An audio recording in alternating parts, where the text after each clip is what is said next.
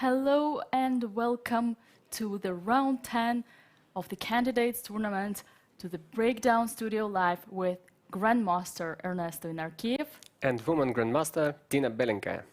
You've made absolutely the right move by joining us. Yes, today we will have a closer look to the most beautiful games of round 10 of Candidates tournaments. We'll be also joined by a very special guest, International Master Malcolm Paine. But first, let's look to the standings, because all the games of today are finished, and we can already check what is the standings right now after this round. So, Dina? So the leader is, as yesterday, the same, Jan Nepomniachtchi, with 6.5 points. Yes, he won his game today, and now he is clear 1 point lead behind others. Which is pretty impressive. Yes, this is very big advantage already. Very nice achievement. We have 3 players with the same number of points, 5.5. On the second position is Fabiano Caruana, then there is Maxim Vachier-Giri, and on the fourth standing place is Vachier-Giri, even though all of them once again have the same number of points.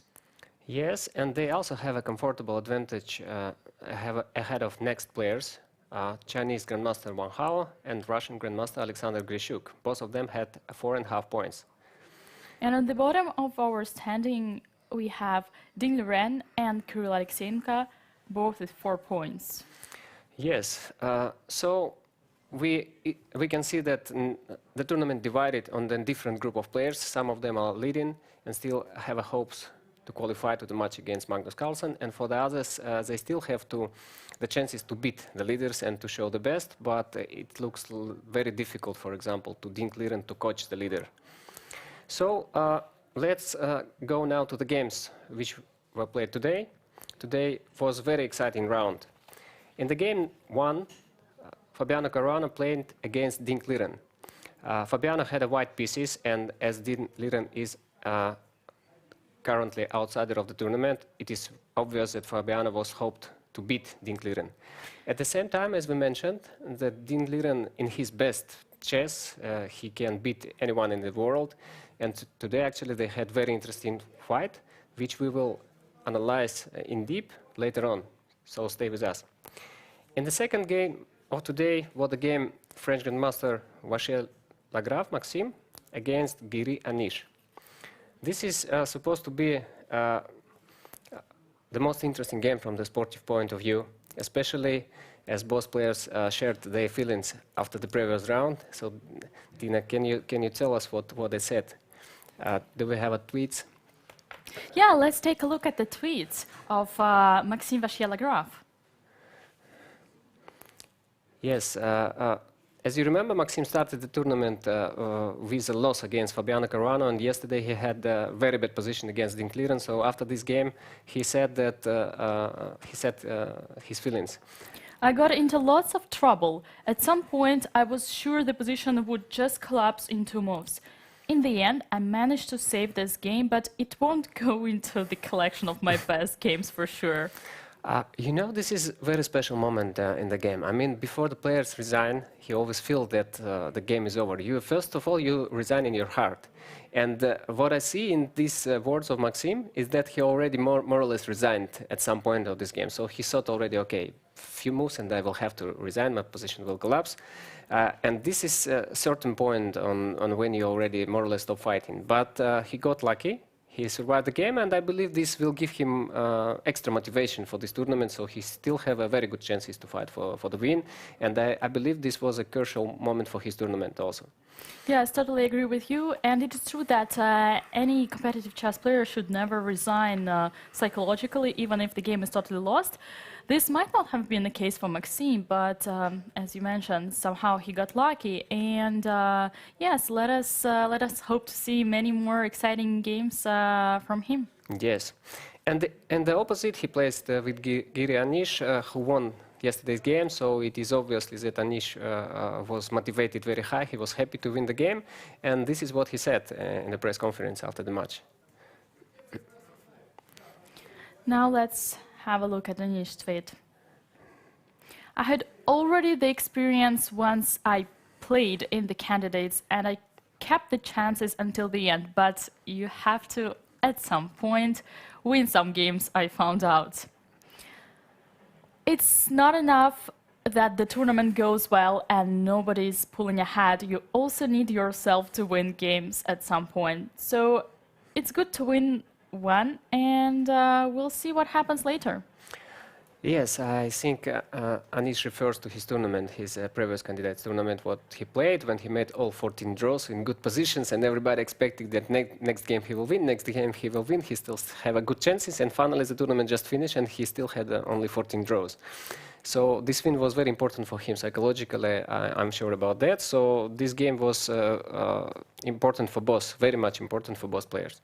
I remember one very famous meme in the internet going like, how would Hikaru checkmate in one queen g7, Magnus Carlsen would checkmate with queen h7, and Vachier-Giri would make a stalemate with queen f7. Okay. So this was an interesting game. Vachier made interesting novelty, but Giri replied very decently, and the game was drawn after all. The third game of today is the game Wang Hao against Alexander Grishuk. Both players, as we already saw in standings, are behind the leaders. And they played today a very sharp game. Wang Hao sacrificed the queen. Actually, Grishuk had a very good chances to win this game, but it was crazy time trouble. Both of players didn't have time, and after the blue left, after the time control, it was still again the drawish position. And the game number 4 of today is the only resultative game for today. Yes, and actually our game of the day is a game Jan Nepomniachtchi against Kirill Alexeyenko. This is a game of the day, very interesting and exciting game, and we will also analyze it in deep later on. So now it is time. It is time to welcome our guest. Today we have a very special guest, International Master Malcolm Paine, CEO of Chess in Schools. Hello, Malcolm. Do you hear us? Yeah, I hear you beautifully. Hi, Dina. Hello, Malcolm. It's a pleasure to have you here with us. Thank you for coming. I see on the screen I've just been announced as Ilya, so I've now taken over Aegon. So you guys are all working for me now, it seems. Or maybe they're going to put my name up instead. We'll see. They will for sure. Yeah, we are sorry, Malcolm. Yes, this is our mistake. But now I think the viewers will see your correct name. You have very interesting story in organizing a lot of chess projects, chess events. And the first and I think the most interesting will be for our viewers the story about chess in school in UK, especially the project when you make during pandemic, when you helped a lot of kids to play chess, to connect in the society around chess. Please share with us your thoughts, how you got this idea, how you managed to make it work, and what the kids' impressions about this project. Sure. So I run, 10 years ago, I started a charity to try and put chess back into British schools because it disappeared. To put it simply, teachers in the 1980s weren't very happy with the government that we had in the UK. So the government was a conservative government, and teachers tend to be a little bit more to the left of the political spectrum. And teachers had lots of argument with the government about pay and conditions and all these sorts of things. And in the end, teachers just stopped doing things voluntarily. And chess was one of those things that used to be in school, but it was usually because a teacher did it voluntarily. And when the teacher stopped doing this, chess started to disappear. So by the time it got to 2010, we didn't have very many schools with chess clubs in the UK, certainly not in government schools, in the schools where people pay for education to the school. Privately, then, of course, they have lots of chess and lots of other things. So I started to put chess back into these schools. And what I did was I essentially copied the Armenian method. And I decided that the best thing to do was to put it in the classroom. Because if you say, what I always said to a head teacher at the beginning was, they'll say to me, well, we need we need a chess club in the school. What can you do for me, Malcolm? And I said, well, if you have a chess club and you go to the children at, 8:30 in the morning at the assembly and say, children, there will be a chess club tomorrow at 3:30 after school. Well, 30 children will arrive, but 27 of them will be boys, 3 of them will be girls, and 2 of those girls, of course, will run away because there are 27 boys. And so none of the girls will ever play. I said, what you need to do is you need to put it in the classroom, and then you'll get 15 boys and 15 girls. Everyone will learn, and this is a better way of doing it. And to my surprise, it turned into a great success to the extent that we've taught 250,000 children since we started the charity. Of course, in answer to your question, when the pandemic started, we couldn't go into the schools anymore. All the schools were closed. So I contacted the guys who run chesskid.com. This is a kind of a children's version of chess.com. And I asked them to give me 1 million subscriptions to the website, 1 million gold subscriptions. Of course, I never imagined I'd get 1 million children, but it's a great idea for PR. So to go to the newspapers and the television and say, hey, I've got 1 million subscriptions, to this thing, everyone can play. And we got a lot of publicity. And actually, in the end, we signed up over 70,000 children. So this was really great. I'm very, very pleased with the success of this project. And over half of them are still playing. So we actually have the biggest chess club in the UK online.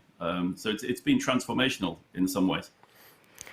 How do you develop this project? I mean, you said that more than half of them are still playing. You can follow them, maybe you organize some events. What is happening right now? How you manage to build this society for these kids who is playing chess right now? Yeah, so by putting them all in one chess club, it means you can communicate with them all. And so we run tournaments every single day. We keep a league table of which children are solving the most puzzles, which children are playing the most games, all these sorts of things. We play matches against other countries. We had a match against the United States. And we keep them interested in that way. And we send a chess lesson to every school every week for the teachers to distribute. And we also have our tutors looking at the children's progress so we can see exactly how many videos they've done, how many questions they got right, how many puzzles they've solved. And that's how we keep the momentum going forward. And in terms of getting kids involved into chess, is that still a hard task in the 21st century? I mean, with all this social media, TikTok, and the whole online gaming, how difficult is that to get the kids interested in chess? Well, all the things you've said all sound like problems. But actually, you turn them into advantages when you say to the teachers or to the politicians, actually, what we're doing is the reverse of this. We're increasing children's attention span. We're giving them a traditional activity that will increase concentration. And so while it may be not the simplest thing to convince an individual child, actually, that's not the best way to market it. The best way to market it is to the schools, to the people who control the funds that go into education. And so what it actually does is it gives us a very good story to tell. And actually, when I say a story, I mean something that's actually real and actually true. So while there are all these distractions, we find that using these distractions in our publicity material helps get us more supporters. And of course, then when children actually play chess, as I'm sure you know, of course they love it. So they just carry on. So you just have to get over the initial hurdle. And also, when you do chess in school, when you do chess in a school classroom, the children don't think of it as a lesson. So, of course, it's a lesson. They're learning all kinds of things, but they think of it as like playtime. So they actually really look forward to doing it more than, say, mathematics or science or English or something like that. So there's no problem getting the kids involved in that way. And in general, it is not just kids that you actually help and get interested into chess, right? Right. Yeah, the name of the charity is Chess in Schools and Communities. So we also do chess in public libraries, and we also do a program in prisons. I've got all sorts of interesting experiences I've had inside British prisons, meeting all kinds of, how can I say, interesting people. And we have chess club going on in 7 prisons. We managed to enter a team into the World Internet Championship for prisons, which is great. And I really enjoy the time spent in prisons, if only because the prisoners are incredibly grateful. They're so happy that people are doing things for them. And there are, I would say, broadly speaking, two kinds of prison in the UK. There's new modern prisons, which are very, very nice and you know, I would say are fit for a human being to live in. But there are also some prisons built in Victorian times, you know, not even in the 20th century, but in the 19th century. And these are awful places. And we've worked in some of those places. And the chess is, well, first of all, the prison governors like it because it gives the prisoners something to do. It gives them something to do that's constructive. And it helps feed into the attempts of the prison education system to make these people more employable. And also, prisoners like it because it kills the time. So I could tell you a story. I'll give you a little sort of English slang expression. So I was doing a simultaneous in one prison in South London, and well, it was slightly depressing because I met one of the prisoners in the simul. I'd met him in another prison a few years ago, so he'd obviously re-offended, as they say, or maybe he'd been transferred. I don't know. He didn't come to play the simul. He said to me. Yeah, he said, well, I played a simul against him in Wandsworth, and now I was playing a simul against him in Thamesmead, you know, two different prisons. He goes, Mr. Paine, he said, Mr. Paine, he speaks very London accent, you know, very London accent. He goes, Mr. Paine, he goes, I love this chess. I said, why do you love this chess? He goes, it's a bird killer, a bird killer. Now, when he said bird killer, it doesn't mean that he picks up the chess pieces, throws them at the birds in the sky and kills them. Bird is a slang expression in prison for being in prison. So what he's saying is, you know, it makes the time go away. So there are all sorts of very, very positive things about chess in prisons. And actually during the pandemic, we changed our approach. So we couldn't go into the prison, but what we've been doing is sending puzzles and exercises and books into 40 prisons in the UK, which is very good. And now we've just got permission to get chess.com in a couple of prisons. Oh, so really? prisoners will be able to actually play chess. Obviously, it's very carefully controlled. Of course, you know, we don't want a bank robbery being organized on chess.com. That wouldn't be good. But it's the security measures have been checked, and I think this is going to really boost the chess in prisons program significantly. Yeah, this is also very unique. I haven't heard about this one before I stepped upon your website, to be honest. I still think this is quite unusual for chess. I have a feeling that this is still very new steps for chess community to find what chess can bring to the world beside entertainment, beside educational part. And you obviously can compare it as a very experienced organizer. So what will be your thoughts about the future of chess? I mean, in generally, should be the strategical point of developing the chess to try to find some new way to bring good things to the society?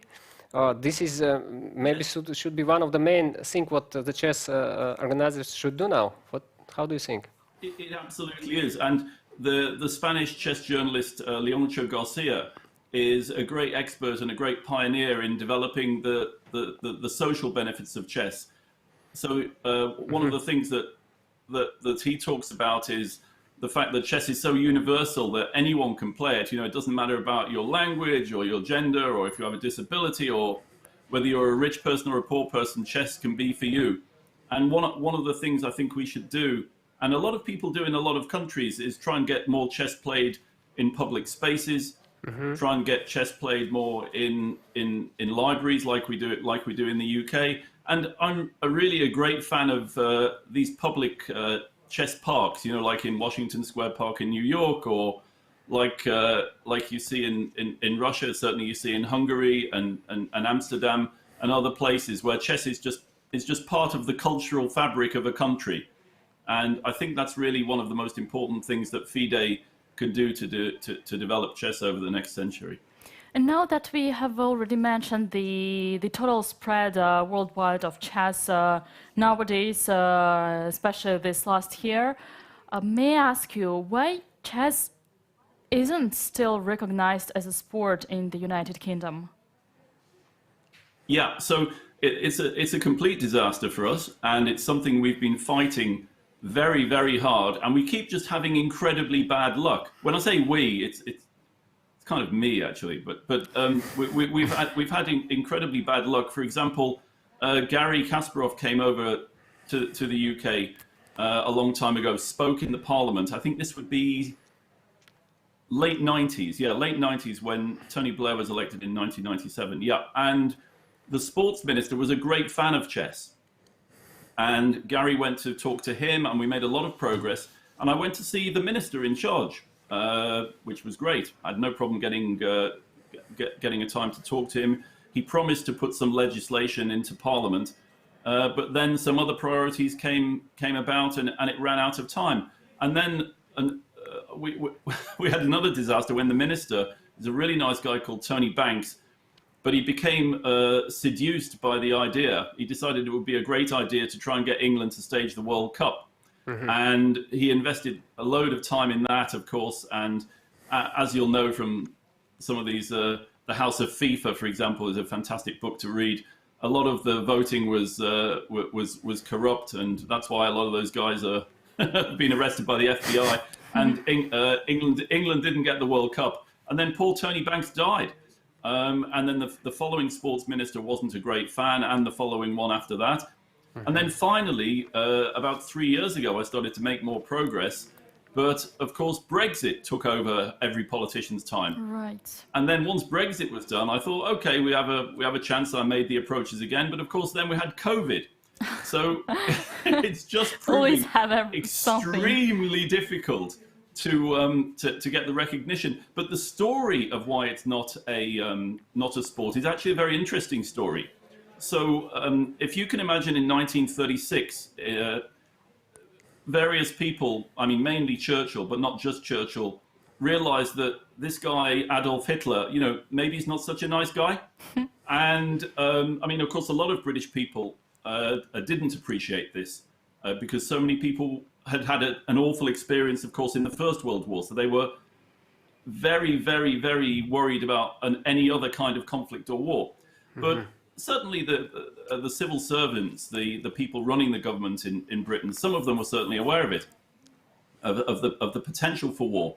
So they thought, well, what should we do? And I thought, well, one of the things to do would be to get the men much more physically fit, because you're going to need them to be physically fit if they go to the army. So they decided that it would be very, very good to pass an act of parliament defining what a sport was, so that they could then say, right, we want everyone to start playing these sports, they'll get fitter, they'll be better soldiers. And unfortunately, in that act of parliament in 1937, chess was not included. And the irony of that is, of course, that the most important contribution to the war generally was made by the chess players in the code breaking at Bletchley Park when they solved the Enigma code.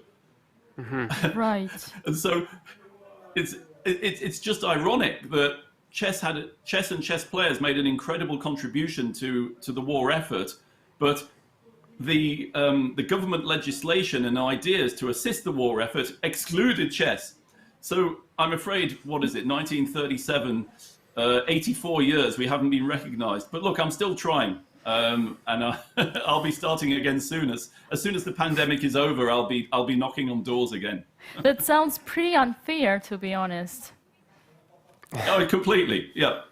But it's just a reality. Although I would say that we are making some progress in that the government is now coming to us. So I'm also involved in the English Chess Federation, and I've recently, well, I say recently, it actually popped into my inbox an hour ago, if you can imagine. I got an email from the Ministry of the Home Ministry, the ministry that deals with immigration, asking if the English Chess Federation could be the official body to confirm that if somebody wants to immigrate to to come into the United Kingdom to be a professional chess person, oh really? That we will confirm that they're the right person. So we will be like the authorizing body. So it's fascinating to me that the government is approaching us and saying, well, you're the legal body, but at the same time, they're not recognizing us as a sport. But this will just give me more ammunition, I'll keep trying. That is actually a very, very interesting topic because in many different countries, if a player, let's say, lives for some years in another country and wants to change the federation, he cannot because he doesn't have the passport, the nationality. But in your case, it sounds like you are given the right to decide and to influence the whole process. Well, not yet. I mean, we have to. We've just been asked if we will do it. Yeah, but for sure, in the future. But it's interesting. I mean, essentially, there are rules about coming to this country to work. You know, particularly now we're not in the European Union, and I think what the government's position always is if you've got a profession or a skill which we don't have in the UK, or we don't have enough of in the UK, then they'll let you in. And I think what they want us to do is to verify and to confirm that someone saying they are a professional chess player, they really are a chess player. That's really what they want us to do.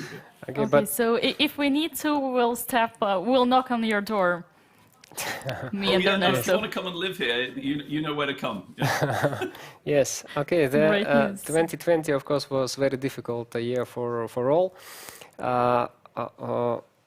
How can you describe the results for your project, for your development in chess? What pandemic brought, what it took? So what is in generally results of all the chess projects in UK right now? Sure. I mean, of course, the pandemic is a catastrophe for the world and for everyone. And now we've just got, I think recently the number of people killed was 3 million. But for chess, actually, it's been remarkably positive. Just because, I mean, obviously with the obvious exception of some of the chess players we know who've died who got the disease. But aside from that terrible thing, the lockdown just boosted chess enormously. I mean, the figures have gone crazy. And then the Queen's Gambit chess is now so popular in the UK. It's mentioned in the newspapers. It's appearing in advertisements. I also have a chess shop, by the way, and the number of people buying chess sets has increased greatly. So the pandemic itself, I think, has boosted chess. And now, once the pandemic ends, it's really, I think, the responsibility of us chess players to take advantage of all these new players, or in a lot of cases, people who were lapsed players. You know, they played when they were at school, and now they've seen the Queen's Gambit and thought, oh, let's get into chess again. But it is a huge opportunity. I mean, it's a long time since we had huge feature articles in the New York Times or in Vanity Fair or Vogue magazine. You know, I think this is an unprecedented opportunity for all chess projects, really. Okay. Obviously, would love to know what you think about the candidates tournament as well. Do you stay neutral or do you have a fan here? Yeah, I stay strictly neutral, mainly because as the organizer of the London Chess Classic, I mean, I used to be involved in the Grand Chess Tour as well, but not anymore. But as the organizer of the London Chess Classic, you know, I try and stay completely neutral and impartial. Although I noticed that there was a little bit of the London Chess Classic in the games today. Which, I mean, you know, poor Kirill played absolutely terribly today, of course. But if he'd have played the way that Karyakin played against Mickey Adams in the London Chess Classic in 2017, although it's still a bit better for White, it's not losing immediately. So, yeah, it was. I think, though, that there are some statistics. If you look at the last 3 candidates, the person winning in round 10 is usually the winner. Although I noticed that Ian still has to play Fabi and Maxime. So yes. I suppose that's really, those are the 2 key games, aren't they? Probably the last question for today. In 2018, you said that you would be potentially interested in running for the president of the FIDE in 2022, as far as I remember. Do you still plan to run? And if yes... I've got absolutely no plans to do that. I have to say, though, that getting involved in that election was a very interesting and completely unique experience for me. And although I didn't realize it at the time, I think I enjoyed it quite a lot. But I think I've had my experience, yeah, and I'd be unlikely to do it again. But what is it they say? Never say never, right? Never say never. Yes, that's true. Maybe you can share with us the main idea of what should be done in the chess world. For example, if you would be a world FIDE president right now, the main thing, what would you done? Imagine. Imagine, yeah. The one Yeah, thing. well, you know, actually, it's funny you say imagine. You know, I went to the same school as John Lennon. Yeah, do you know that? Oh, Wow. No, how could you know that? Yeah. yes. So I'm very good at imagining. Yeah, I mean, I think that what we would seek to do is try and engage more governments, more sports bodies, but also more cultural organizations in spreading awareness of what chess can do for society generally. And probably, I mean, I have to say that I think that the current people in charge of FIDE have done an extremely good job in many ways, in that I'd say things are better organized than they were.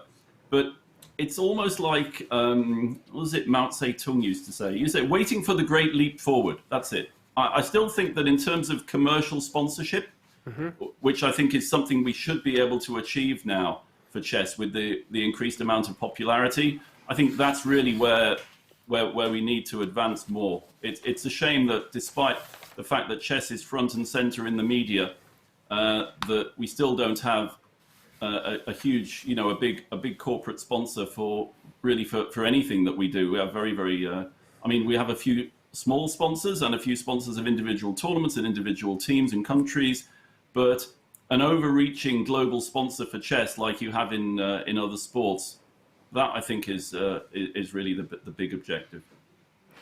Malcolm Paine, International Master, thank you so much for being with us. It was a privilege to have you here. Thank you, It was so Bye-bye. interesting. Have a good evening. Bye. Bye. Yeah, it's very interesting. You know, frankly, I didn't play many tournaments in UK somehow, despite of having visited, I think, all countries all over the Europe. And still, the first ever international chess tournament was organized in London. Do you know that?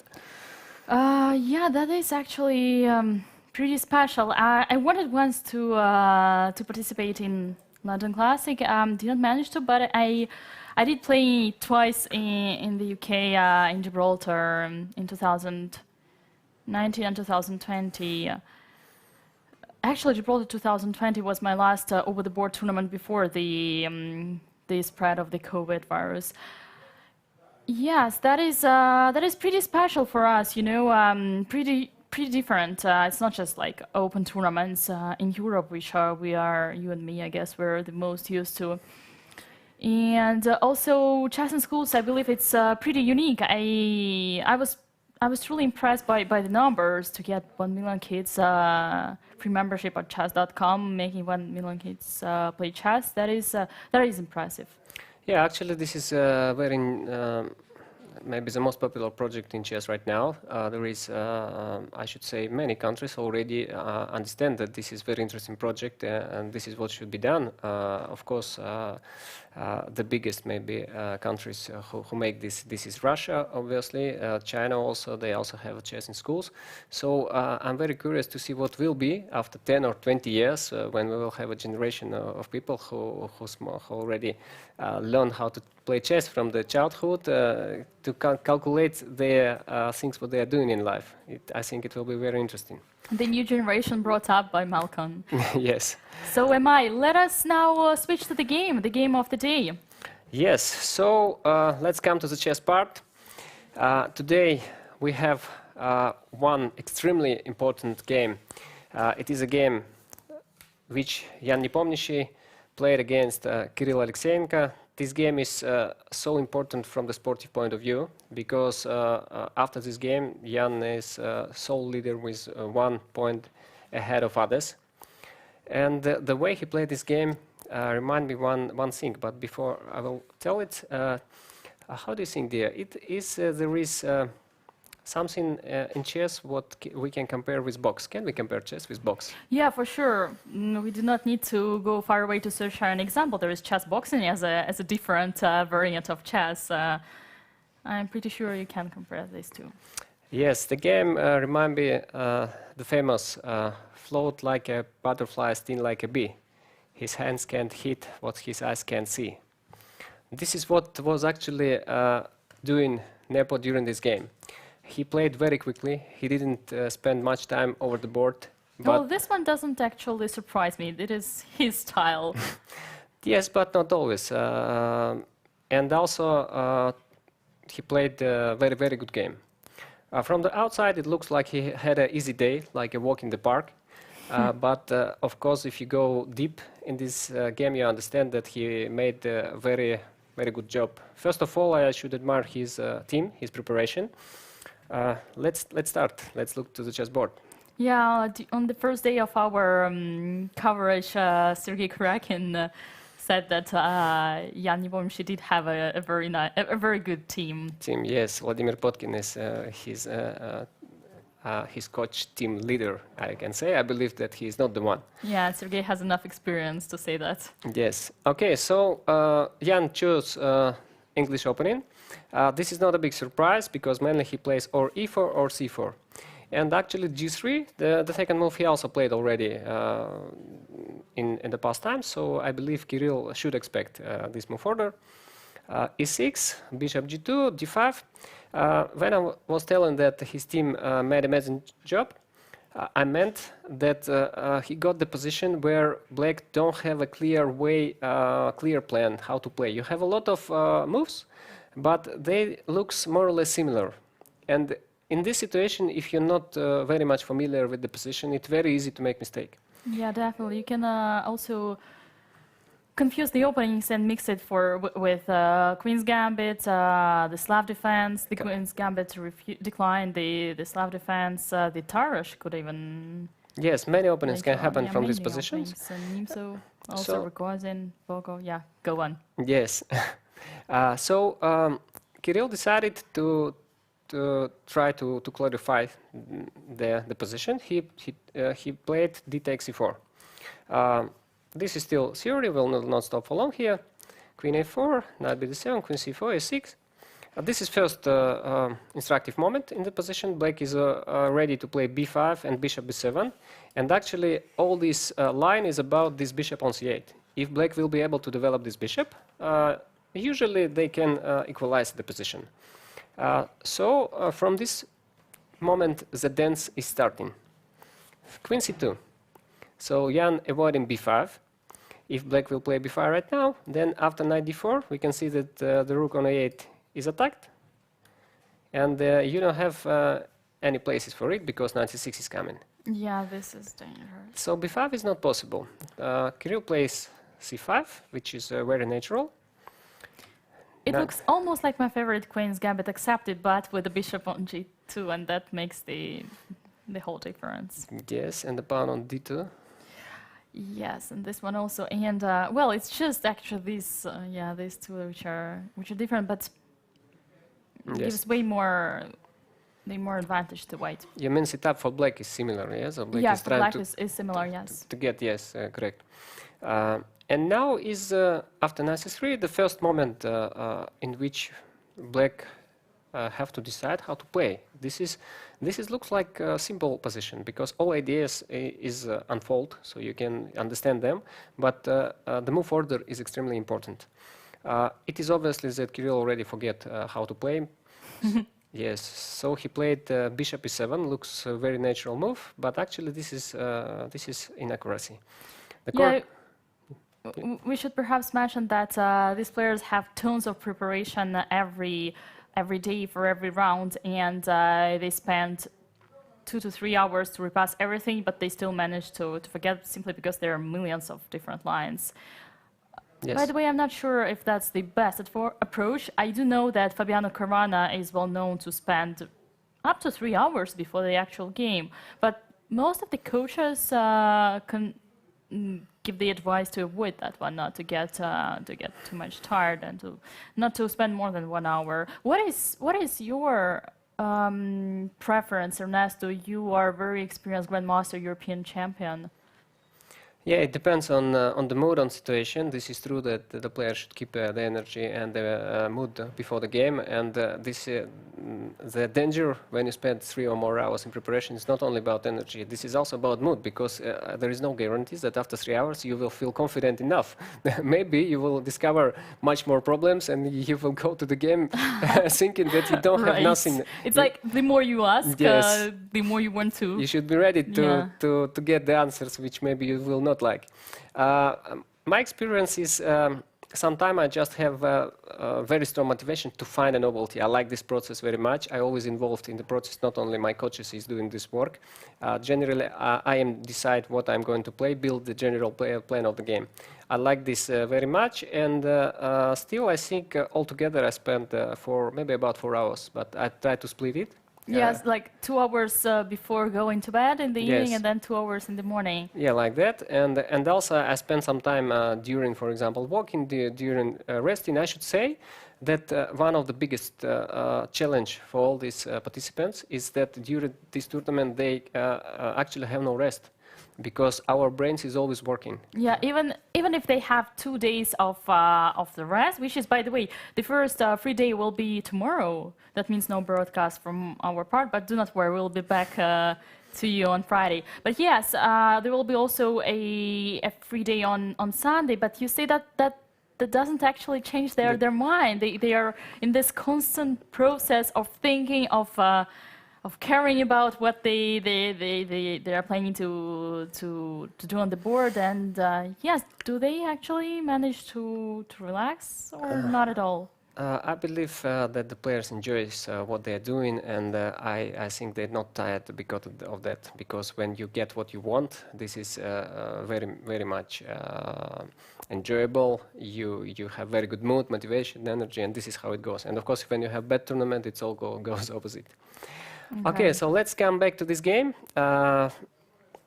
In this position, Kirill played bishop e7, but actually correct move order would be queen c7 first, with idea b6, and then bishop b7. So once again, he should think first about this bishop on c8. This was crucial. Oops, do not spoil everything. Yes, okay. So after bishop e7, they castled first, and then white already played d4. So what is the point? The most natural reaction would be c takes d4. What will happen after? Actually, he took right now, and this is another inaccuracy. After which he already get in the really unpleasant position. And starting from that moment, Jan didn't give him any second chance. Yes, I just want to show how difficult it was to defend. I mean, the best and the only way to get equal position was move b5. This is very risky, because now white have knight e5, with the idea that the bishop will attack the rook on a8. Yeah, this is totally unnatural, opening the bishop like that. And what black should do here is to take, knight takes e5. If white will take on a8, then c takes d4, and black have very strong center. This one. Okay. Yeah, the bishop takes the rook. Okay, I will show it. C takes d4, and this is very good compensation for the black, because they have very strong center. Fair enough. But I believe that what Kirill was worried about is, I definitely he considered this idea, that after knight takes e5, white can take d takes e4, knight d5, and rook d1. And it looks like it's over, because e4 is coming, d5 is hanging. So Yeah, and there is an X-ray to the queen. yes, so it looks like game over. Yeah, indeed. Okay, let me show it. Okay. But there are actually, like, there is an X-ray here and the pin of the knight. Yeah, that looks yes, dangerous. normally you just stop here, your calculations, because on their level. yes, Yeah. you understand already that it's not going to happen good for you. But suddenly, after bishop b7, white can't win anything. So it's enough to defend. So white don't have more than equality. After e4, there is knight b4. Oh, nice. This is the counterattack. Yes. And both queens are attacked, and there is no chance for white to win anything, because if white takes the queen, then knight takes c2. Yes. Okay. Let me show it. That's true. Knight takes d8, knight, Rook takes d8, d8, knight takes knight c2. takes Yes. c2, yeah, and there is... And, by the way, Maybe black here is black is winning. better, yes. Black is winning here. Already, yeah, okay. Yeah, nice. Let's go back. So, to keep equality, Kirill should find this line. This is, of course, was difficult, and he didn't manage to do it. He simply took, knight takes d4, but this is actually shows why it was very important to develop this bishop, because now, after white bishop attack b7, black just cannot do that, and because of that, they cannot finish the development. I should say that what I see in this start, this reminds me of my game against Alexander Grishuk from 2014. I started to play Queen's Gambit at that moment, and it was a challenging game for me, and it was a similar story. I didn't develop the bishop from c8 and quickly get very, very bad position, and afterwards Grishuk explained me that in Catalan this is a most important idea. If you can develop this bishop, you get good position. If you don't, you bet. And what I see here is a lack of experience. We talked that Kirill is young and energetical, but this is how experience important. Yeah. Okay, so this is already this position already seriously better for Jan, but he didn't win a pawn or a piece, so it required a lot of. Yeah, there is no material advantage. Yes. It is simply better by the way the pieces are placed. That there is the activity, there is the advantage of the development, but right, it's still a matter of a technique of how you actually convert. And as we know, the Yes. toughest thing in chess is to win a winning position. Yes, and we should say that Jan didn't give real chances for Kirill. He played quickly, as we already mentioned. He was moving away, come back to the plain hold, just made a move and go back. And this is his style, yeah. Yes. Why white's position is better? Because it is much more easy for white to develop the pieces. Rook goes to d1, bishop goes to e3, rook goes to c1, and if black can't develop the bishop from c8, the rook on e8 is also bad. You cannot develop the rook, and it like the problem come one after another. You just cannot avoid this. Yeah, it is actually like at first glance you do see that both bishops are not developed and both rooks are not developed, but actually when you start to analyze, to look deeper, you do understand that white will develop in like this. Yes. And that's it. Okay, so rook d8, bishop e3, knight b6, rook a1. Now it's already very obvious that white have advantage in activity. All pieces developed. Rook on a8, bishop on c8 is bad. And usually when we have such activity advantage, we should already search for some tactics. And actually this is what is happening here. Black already don't have any moves which is not losing something. It's already very hard to find a move which is not losing anything. Kirill tried the active idea e5, so once again he trying to develop this bishop somewhere, but it is too late. After knight f5, bishop takes f5, queen takes f5, the advantage increased very much, so... There's actually the king, the black king, that is now about to get himself in trouble with this queen on f5, and there will be the bishop that will come later on e4, attacking the h7. And once again, this rook on c8, the position looks looks over, but they were still. Yeah, it's there is very hard to play, of course, but the game still continue.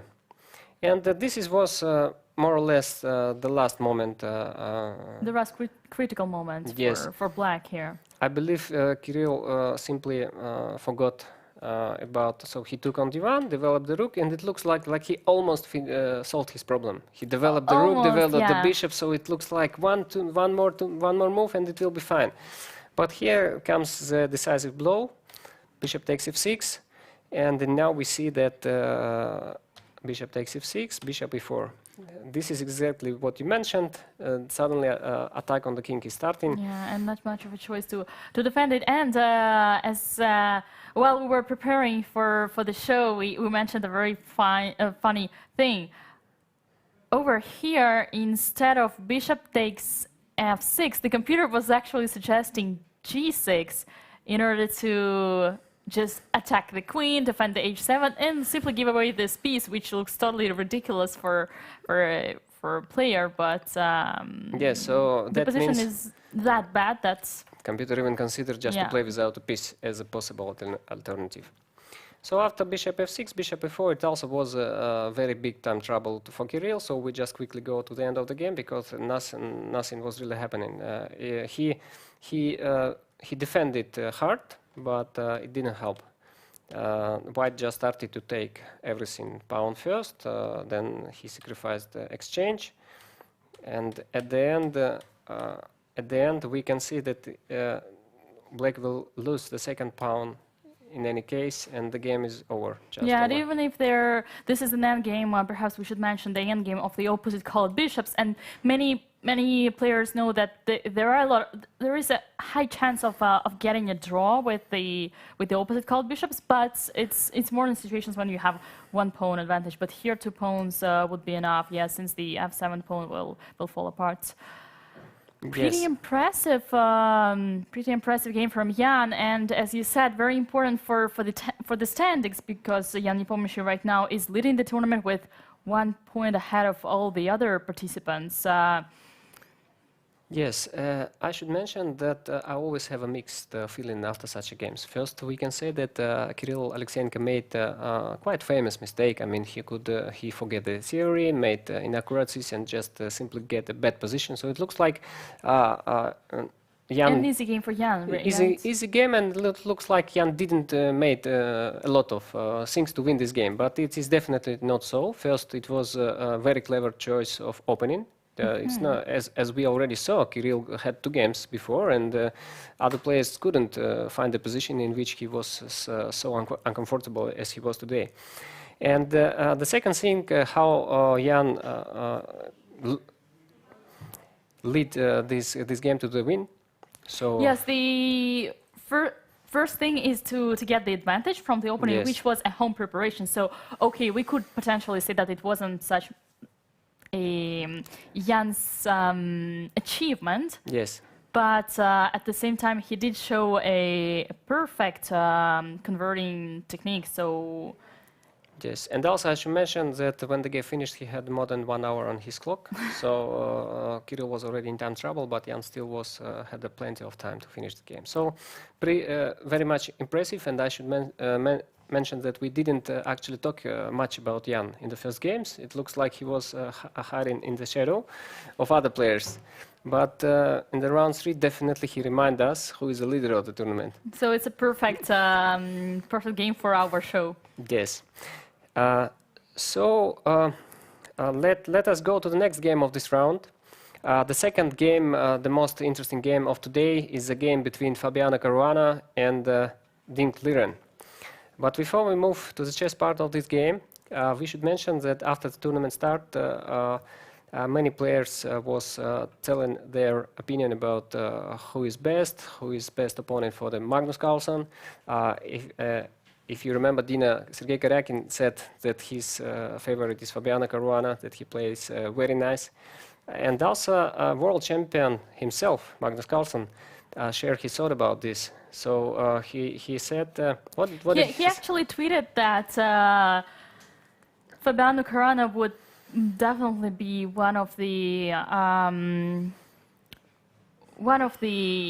we have it on the screen. Let us have a look. I've said before that I think Fabiano is the strongest player. So in terms of what match would be most difficult, certainly him. Yes, and today he even added that with any other players, I will be a clear favorite. Yeah, Magnus also mentioned that the preparation of Fabiano is extremely good. His calculation is definitely one of his strongest suits, as well as just pure concentration. He often looks at moves what I, Magnus Carlsen, might reject. I think he was a wider search than I do in a lot of positions. I think he has a wider search than I do in a lot of positions. That is one that surprised me, to be crystal clear with you. Magnus Carlsen is known to be having the biggest, the most professional and profound team of seconds, but he still It still mentions that Fabiano would actually overcome him. Could overcome in this. My guess would be that this is the second part of this thought is about calculation of Fabiano, because it is known that Caruana more plays with calculation when the Magnus is more evaluation player. And frankly speaking, when I was looking the game Caruana against Ding Liren, I felt that the both players is extremely good in calculations. I had my personal experience with playing Ding Liren. I played with him 6 games. I played with him, and actually it was interesting.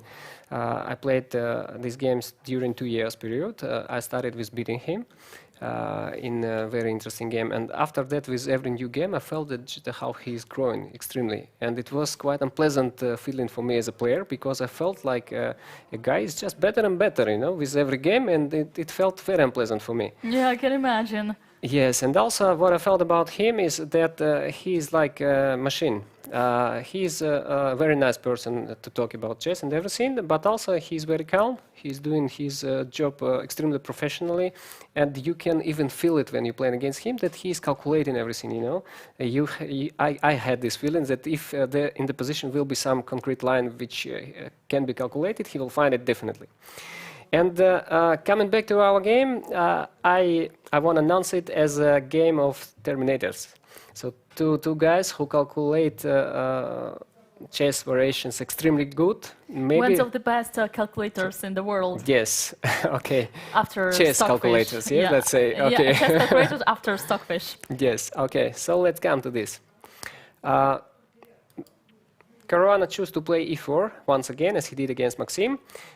Ding Liren is famous, especially in the last times, that he sticks to same lines. He believes in his preparation. And the line what they played, this is so-called Ray-Lopez defense, Ray-Lopez game. Also known to be the Spanish opening in our Russian-speaking circles. Yes, correct, Ispanka, we spell it. This is all these positions already were played by Ding Liren, and it was very interesting what Caruana prepared, because as we already have seen in the first game, he don't come to the board without a surprise for his opponent. This is quite sharp. This is always considered the sideline, but it is very sharp. And I can imagine that it was especially unpleasant for the Ding Liren to have this position over the board today. Was this so far the preparation until now? Yes, even more. In this position, Ding Liren had already 3 games. He played with black. So he does believe in his lines, and yes. is a man of principle. Yes. So what this position is about? We can see that white get very strong center. Right. Compared especially to the black pawns. Yeah, to the d6 and d6, which are pretty weak. Well, here green color would be more positive than the red one, but you get the point. Yes, and also in chess we say that the pawns are weak, the pawn islands. Yeah, they're... Islands we call yes, it's true. So black here has 3 isles of pawns. Yeah, compared to white, who has only 2. We can see that black pawns do not connect between each other. A6 do not connect with these 3 pawns, and these 2 pawns also not connected. That means that the pawns in the center, E6, D6, and C7, will need more defense in the future. So this is a potential danger of black position, not only the space advantage. As a compensation, black got very active rook. Very extremely active rook. Right now I'm putting everything which is good in green color and everything which is bad in okay, red maybe color. also should add a blue one to paint the picture. We'll practice until Friday. Yeah, okay, For let's now, imagine only this 2 is commands, fire, this is green hills, we need lakes. So we'll improve that for Friday for the round 11.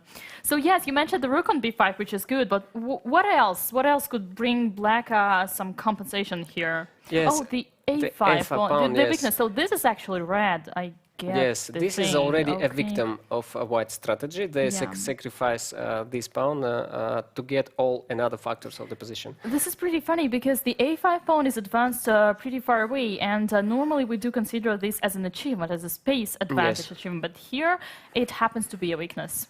So it is white. It is black to move. So if they want, they can take this pawn right now. The point of white is not only the center and the weak pawn in the center, is also that a6 pawn also weak potentially. The main lines was what was played before. It moves knight takes a5 or knight b4. But I want to mention that knight b4 is considered the main line and the first line of the engine. Here white have very nice blow. White played d5. This is a key idea of this line. Nice. Dina, can you guess what is the point if black will take? E takes d5. What is the idea? I can put it on the board. E takes d5. Okay, it is definitely not capturing back. This one I can understand even from your from the way you speak. So I have queen b3, pinning the pawn. Mm-hmm. Okay. What else? Trying to attack something. What Yes. else? E5. E5 is the idea. Oh yes, there is knight d4. Yes, this You're is right. this Yes, is knight d4. unexpectedly. If you can see that, it looks like there is no danger for black. There is no pieces, well, no white pieces close to the black's position. But after knight d4, we can see there is two threats. Rook b5 is under attack, and also there is a second idea, knight e6 with a... Yes, this is a double attack. Actually, you attack the rook right now, and you attack the double attack. You attack the fork. This is what Yes. I wanted to say. And do you think it was a blunder from Dina? It didn't happen in the game. I just show you the main idea of this line. So if black plays knight b4, for example, then d5 is an idea. After d5, black should not play. It takes d5. The main line goes with knight g4 with the main idea. After h3, for example, just take on f2, king takes, and knight d3. This is one of the main tactical idea for black to play this position. But So it didn't happen in the it game. But didn't he was definitely analyzing this one, Yes. considering as an option. So do you think it was a blunder, misevaluating this chance? No, it didn't happen. Then knight b4 is possible move. So Dink played it before. The same idea goes if black plays knight takes a5. It's again d5 is strong idea. Okay. So I believe that this was a prep of Fabiano Caruana. He of course analyzed in deep what happens after knight b4, knight e5, and prepared something. But Mr. Dink Liren came with a surprise in his hands. He played queen c8. First, when I saw this move, I couldn't understand what is the point, actually. He defends the e6 Yes. square, the one that we Absolutely. just saw. Right. Yes, and now Very nice one. white don't have d5 at any moment, and so black will take the pawn on e5 or play knight b4 in the next move. White can't do anything about that. So this is very strong novelty by Dink Liren, after which the position is very unclear and very interesting. Bishop a3 Caruana played. He played it quite quickly, but I am not sure was this his preparation already or not, because he spent some time to think. Now Dink took the pawn, queen c2. So it is a pawn sacrifice once again. Fabiano sacrificing the material. As a compensation, he still get these very active pawns, and potentially a6 pawn is weak, c7 pawn is weak. So it's all the same story. But he didn't have now this d5 idea. Sounds like a title of a very famous film. Yes. Okay, so the game continues. c5. Dink tries to change his weakness immediately.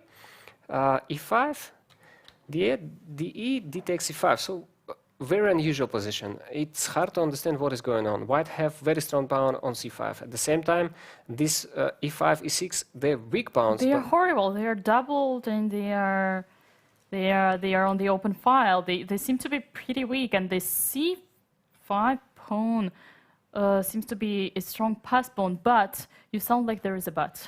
Yeah, to take on e5 now, to attack it with knight c4, maybe to play knight e4, and black should be ready to meet all these setups. And at the same time, for white is also important to play it very quickly. If you lose some moves, black will just have clear extra pawn. So knight e4, it is a quite logical idea to improve the rook from a1. I'm so much surprised that computer relates this position as better for black. Yeah, I also think that it's more comfortable to play it with white. This one is a pretty Yes. ugly. Putting the bishop like this in front of two pawns, oh my god, I would never do such a move, but I guess this is why they are in Yekaterinburg. Maybe This we is should why they are the think- candidates. Maybe can be an improvement to find out why this move is good and make it. Yes. I frankly also don't like this move because this pure defense. You have to defend e5 and there is no other way to play this position. So this is what is happening here.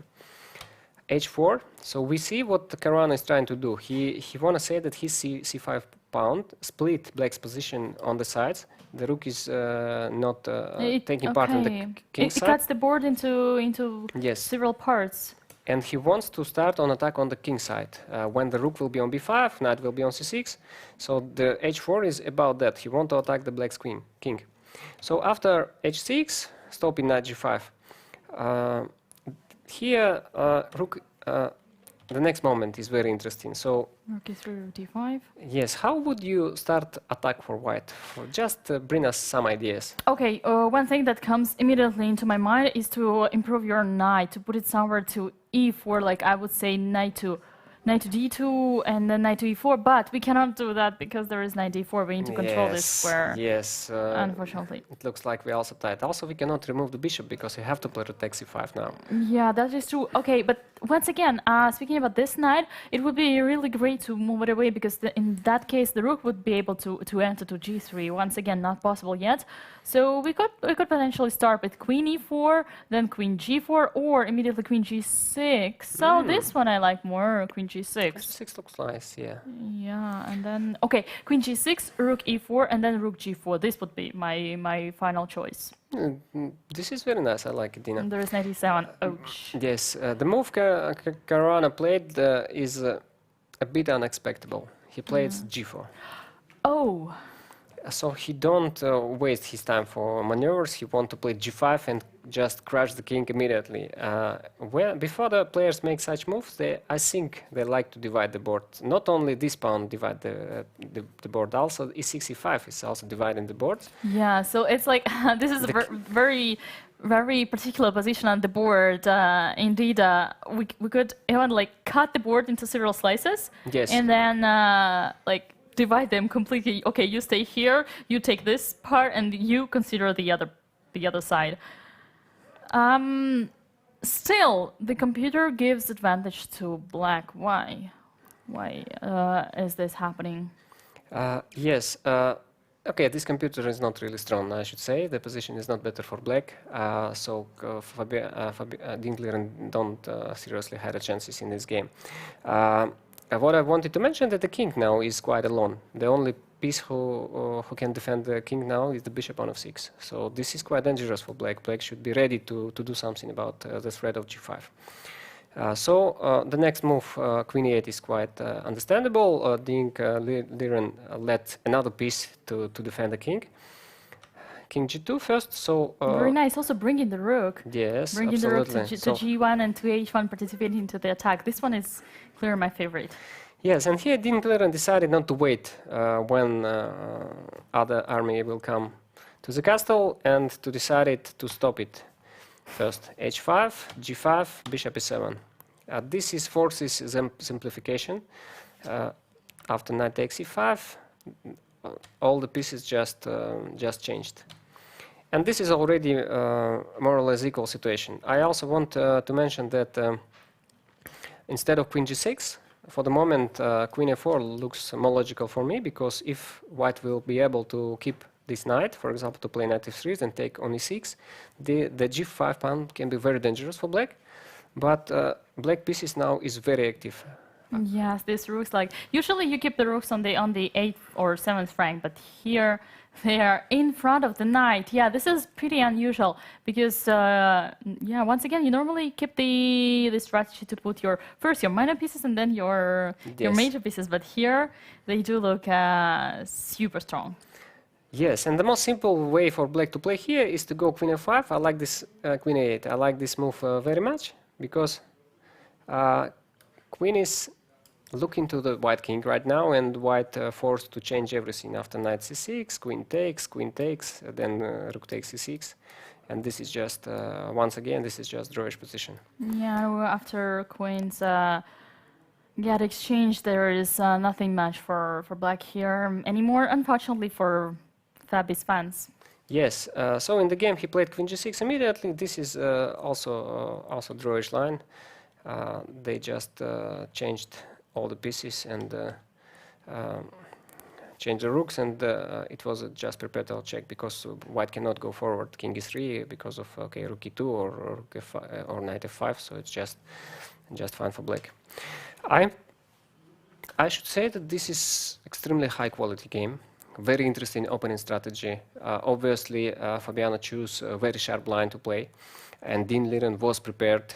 He came up with a novelty first, and then they got absolutely unbalanced strategically position. Dean Liren had an extra pawn, but the pawns was weak. One piece was on the king side, another on the queen side. It was very difficult to understand what is going on, and such kind of positions required a lot of calculations, because in every move you should understand what is going on. If he'll take on e5 now, if he'll maneuver the queen, if he'll play g4, h4, many lines. And we can see that in this game, they both show high quality of play. That's why I said that I felt like a two Terminators plays today. Yeah, the position was totally dynamic, and you need to be aware of all the details, and this is what they did. Yes, and also refer to what Carlton said about Caruana. Caruana showed his strengths so far in this tournament. And we are curious to know what will happen next. Regarding this, let us now look at the pairings for the next round 11, which will take place on Friday, since tomorrow is the rest day. Yes, so in the next round, we have Jan Nepomniachtchi facing Caruana. I guess this one is the one.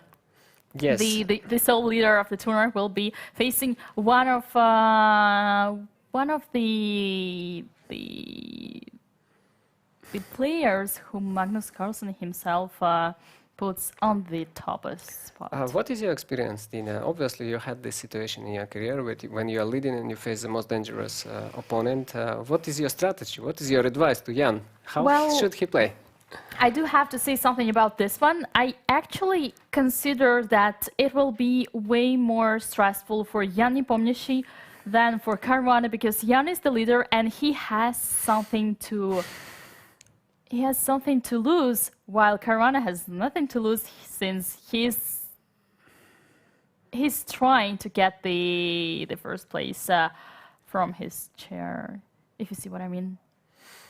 Yes, I think it very much depends of the fears of the players. So before this game, they have a very difficult fight with the fears. Caruana fear can be that if he lost the game, the tournament will be over. With the draws, he will still have a chances. At the other side, if Jan loses the game, he will still be the leader. So it's okay. It will be unpleasant, but his chances still would be very high. What I'm talking about fear is doesn't matter what you decide. Or you decide to play extremely sharp, or you decided to play extremely solid, you should just do it without any fears and just get what you will get. And of course, they're both experienced players, and I expect a really interesting chess-wise game from this round. What would be your bet for this one? My bet would be a draw. I believe that Jan is very pragmatic, and with white pieces he can control the situation. And I think it will be hard to Caruana to play all in this game. So I stick to draw in this game. Fair enough. Jan is playing with the white pieces, and that gives him a slight advantage. Yes. The second game of 11th round is Kirill Alexeyenko against Van Hao. I believe that this race day will be very good for Kirill, and also Van Hao need time to understand what is going on right now. This is let's say this is a game not with leaders, and they have a time just to play chess, just to enjoy this moment, to feel their power. I think it is also important for both of them, because they will have to fight for at least not being on the bottom. But it's also the fight of the characters. This is what I mean. Who is having who has more motivation to continue, even if they know that they will be unlikely in the first positions? I think they're both motivated enough. They are strong players, and we will definitely see the extremely fight. I would say that there is another chess intrigue in this match. Alexeyenko is famous by his combinational style, and Van Hau, as we already mentioned, more positional player. So it will be like a style of... It will be a clash of the styles. Yes, like a tiger against a snake, you know. Nice. I really like this comparison. Okay, game number 3 for the round 11 is Alexander Grishuk versus Maxime Vachier-Giri. Yet another interesting game to follow, since Maxime Vachier-Giri is fighting for the title, for the first place. He's still fighting for it, and Alexander Grishuk will do his best in order to stop the French from...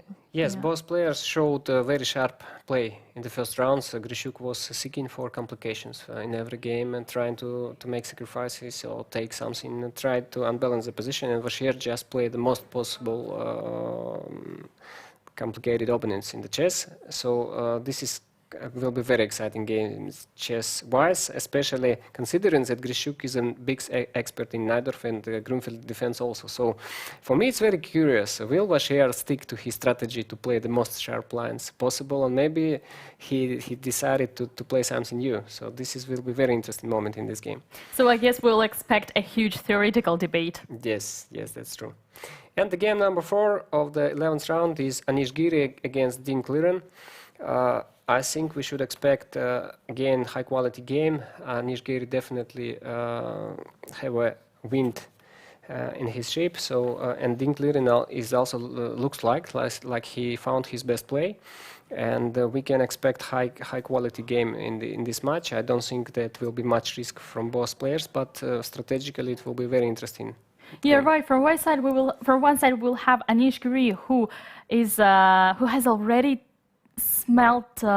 tasted this victory approaching, and he clearly said that you do need to win in order to get the first place. And from the other side, we will have Dean Clearen, who actually doesn't have anything to lose. In this case, this is true. He doesn't have anything to lose anymore, and he's pretty relaxed, as he mentioned on one of the press conferences. So this will be also a thrilling game. Yes.